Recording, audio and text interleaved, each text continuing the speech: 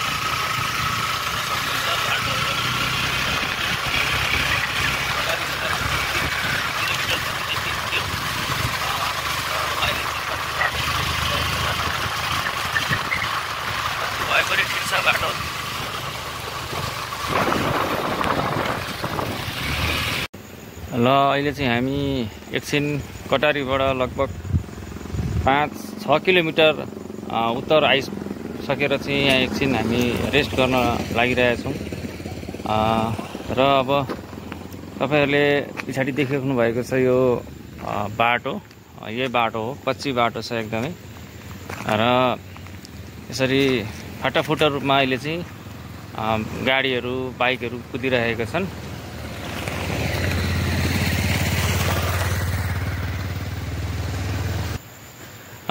ल अब हामी विनोद सरसँग एकछिन कुराकानी गर्नु पर्यो। अहिले हामी एकछिन रेस्ट टाइममा थियौँ।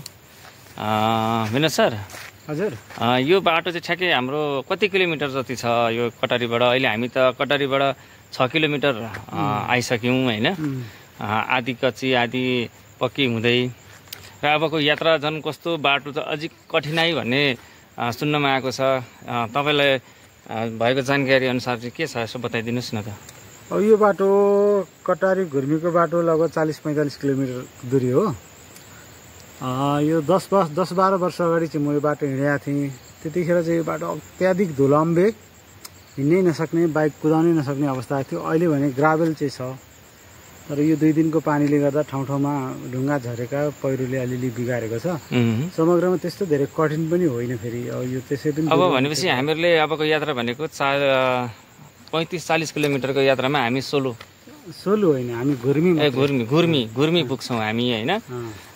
ल ठिक छ। अब को यात्रालाई अझ सहज तरिकाले चाहिँ हामी यात्रा गर्नेछौँ र फेरि पुनः आउने नै छौँ। यसरी चाहिँ यो बाटोमा तपाईँले देख्न सक्नुहुन्छ दसैँमा टिका लगाएर फर्किने आउने मान्छेहरूको चाहिँ यसरी यस्तो सानो पिकअप भ्यानमा चाहिँ यात्रा गरिँदो रहेछ। यहाँ ठुला बसहरू चल्दैन रहेछन्। ओलो के छ अनि कहाँबाट भिडभाड हुँदो रहेछ त अनि पृथ्वीको ओलो भन्दै यही त रह त नि। अनि तपाईँहरूको यात्रा चाहिँ कहाँसम्म हो? हाम्रो माथि सोलु घुमिडेको हौ। ए कहिले हिँड्नु भएको? च्याङ्ग्रा ल्याउनु छ हौ 2 गाडी जति। च्याङ्ग्रा दसैँ सक्यो त अनि? दसैँ सक्यो, तिहार आउँदै छैन। ओके तिहारको लागि है। ल ठिक छ भनेपछि त अब हामी सँगै जानु पर्ने पो भयो त। हामी पनि उतै पो लाग्यो होइन? हामी घुर्मी हो। ठिक छ, त्यसो भने हामी चाहिँ माथि त्यो यहाँ खर्कसम्म पुग्छौँ कि?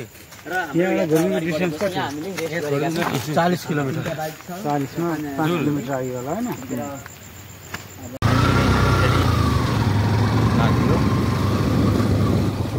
यात्रामा बाटो चाहिँ यस्तो छ होइन? साथीहरूले आउँदै हुनुहुन्छ पछाडि पछाडि।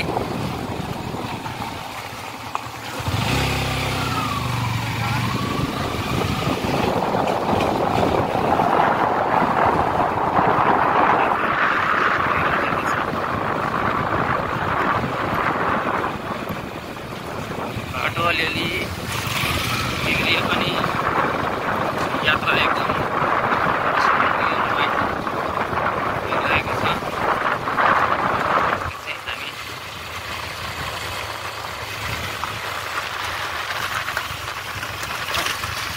गरिरहेका छौँ।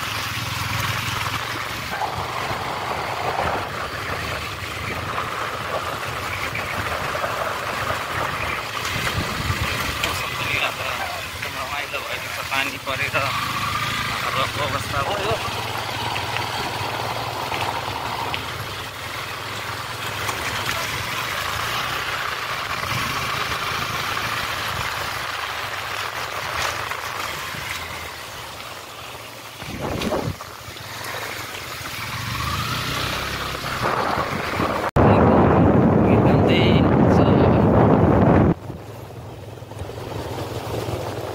घरहरू बाटोमा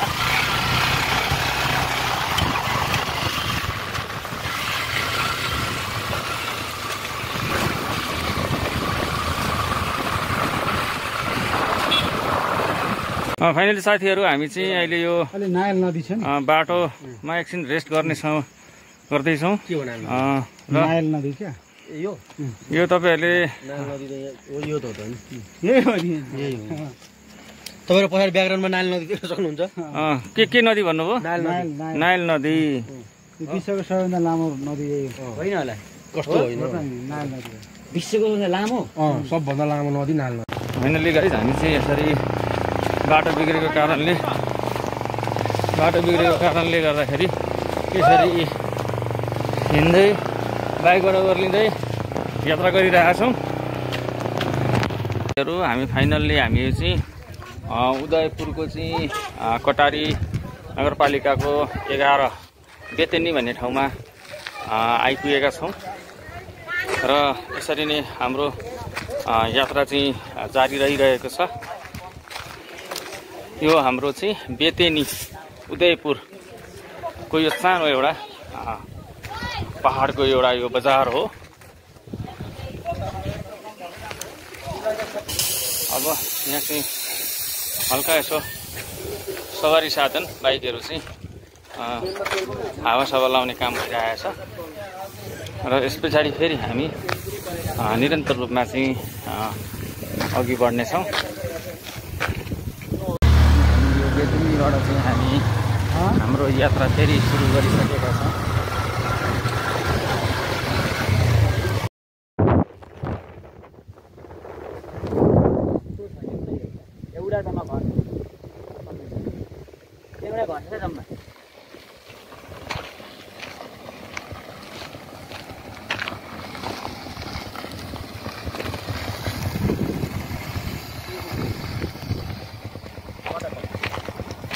ल अहिले हामी चाहिँ यो घुर्मी आइपुग्न लागेका छौँ र यसरी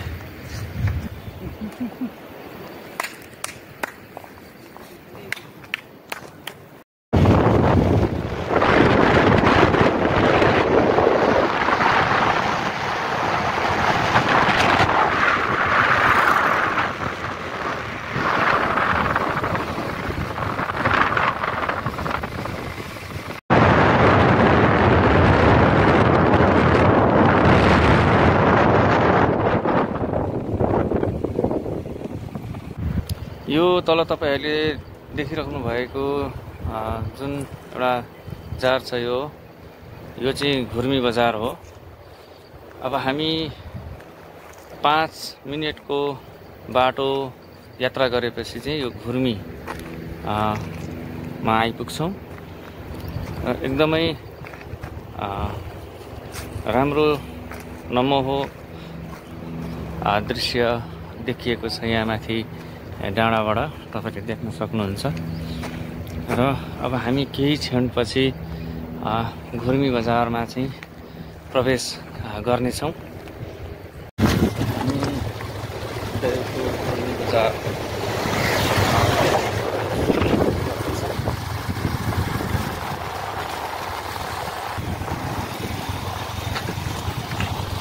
बजार प्रवेश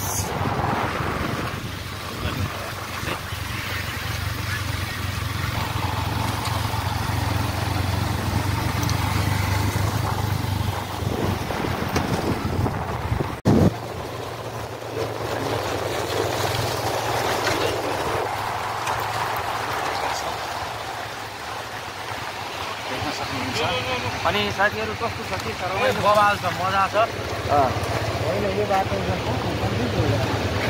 अब हामी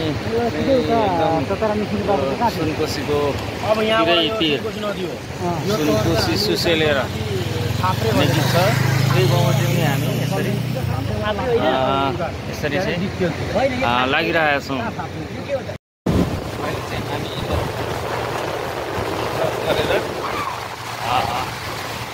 यात्रा गरिरहेका छौँ।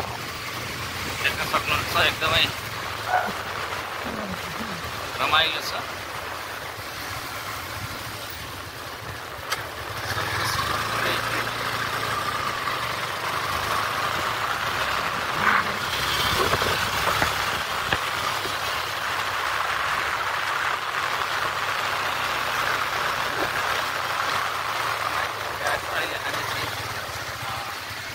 भन्ने ठाउँमा आइपुगेका छौँ।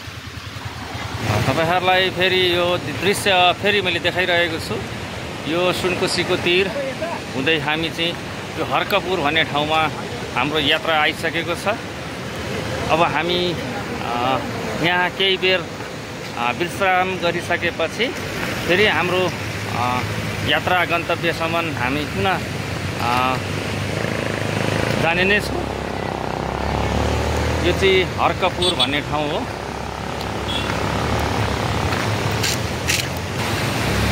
यो सुनकोसी तीर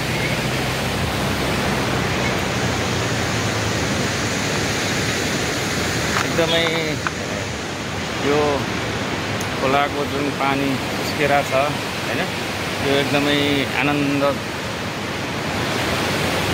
खालको र सुनिरहँ खालको छ। हेर्दा पनि उस्तै छ र आवाज जुन खोलाको आवाज छ यो पनि एकदमै मनमोहक छ। साथीहरु अहिले यो हामी सिद्धिचरण मार्गमा आइपुगेका छौँ र यो तपाईले पर देखिराख्नु भएको छ जुन बजार छ त्यो चाहिँ माने भन्ज्याङ बजार हो यो। र यसरी हामी चाहिँ निरन्तर यात्रामा अघि बढिरहेका छौँ। के भन्न चाहनुहुन्छ तिलक सर? यात्रा एकदम मजाले आनन्दले गजब तरिकाले भइरहेछ हैन। अब हाम्रो टोली नै यात्रा अनि कुनै त्यस्तो बाधा अडचन समस्याहरू त्यस्तो केही छैन। साना मसिना अनेकन आए, तर यात्रा भनेको चाहिँ कस्तो भने यात्रालाई चाहिँ अलिकति अविस्मरणीय बनाउन केही न केही चाहिँ ट्विस्टहरू हुनुपर्छ हैन। अब हामीलाई 36 देखि लगभग 40 घण्टा त हामी चाहिँ गाईघाटको एउटा बन्द कोठाभित्र होटलमै बस्न बाध्य भयो। किन भन्दा मुलुक विषम परिस्थितिमा थियो, बाढी पहिरो लगायत दायाँ सबै थोक भइरहेको थियो। हामीले चाहिँ गाईघाटमा बसेर समग्र मुलुकको त्यति बेला रिपोर्टिङ पनि गऱ्यौँ एकै ठाउँमा बसेर। हामी 5-7वटा सञ्चार माध्यममा आबद्ध सञ्चारकर्मीहरूले त्यो गरेर एक किसिमको मजा पनि आउँदो रहेछ फेरि, र काम पनि स्मुथली गर्न पाइँदो रहेछ। सम्बन्धित ठाउँको रिपोर्टरसँग सम्पर्क गर्ने, के गर्ने, कन्टेन्ट बनाउने हामी त्यो गऱ्यौँ। अहिले हामी सिद्धिचरण राजमार्ग हिँड्दैछौँ र माने भन्ज्याङ गाउँपालिका यो ओखलढुङ्गाको अब हामी माने भन्ज्याङमा गएर चिया नास्ता गर्छौँ पक्कै। त्यस पछाडि हाम्रो गन्तव्य माने भन्ज्याङबाट चाहिँ हाम्रो गन्तव्य भनेको त्यसपछि चाहिँ हामी ओखलढुङ्गा आउँदै अनि चाहिँ हामी चाहिँ सोलुखुम्बुको सल्लेरी माने भन्ज्याङबाट ओखलढुङ्गा कति किलोमिटर छ होला? माने भन्ज्याङबाट ओखलढुङ्गा चाहिँ हाम्रो म्यापमा कति किलोमिटर छ प्रकाश? 25 किलोमिटर छ एकदमै। त्यसो हुँदाखेरि धेरै अब टाढाको यात्रा छैन हाम्रो, हामी नजिक छौँ गन्तव्य। त्यो पर डाँडामा देखिएको जुन बस्ती छ, बजार छ, त्यो चाहिँ माने भन्ज्याङ। ठिक छ, जानकारीको लागि तिलक सरलाई चाहिँ एकदम धन्यवाद दिन चाहन्छु।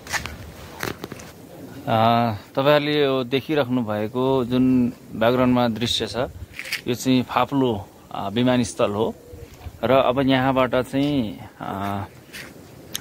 हामी यो गेस्ट हाउसमा चाहिँ आजको बसोबास छ र भोलि हामी बिहानको 6 बजे चाहिँ सूर्योदयमा हिमाल हेर्ने छौँ र अब हामी खाना खान लागिरहेका छौँ र खानासाना खाइसकेर चाहिँ हामी रेस्ट गरेर भोलि बिहानको यात्रालाई अघि बढाउनेछौँ। हस् त, शुभरात्रि।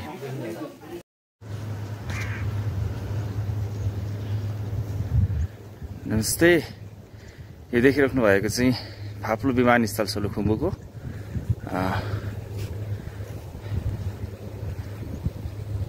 एकदमै चिसो मौसममा एकदम हात कमाउँदै चाहिँ म यो भिडियो गरिरहेको छु। तपाईँहरूले देख्न सक्नुहुन्छ यो फाप्लो विमानस्थल हो यो।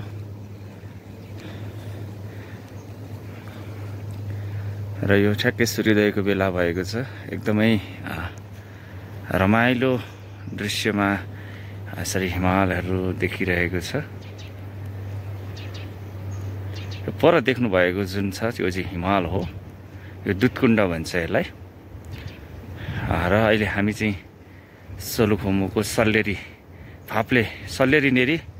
फाप्लेमा छौँ। फाप्ले विमानस्थल भएको ठाउँमा एकदमै रमाइलो चिसो मौसम छ। तपाईँहरूले पनि देखिराख्नु भएको छ यो फाप्ले विमानस्थल।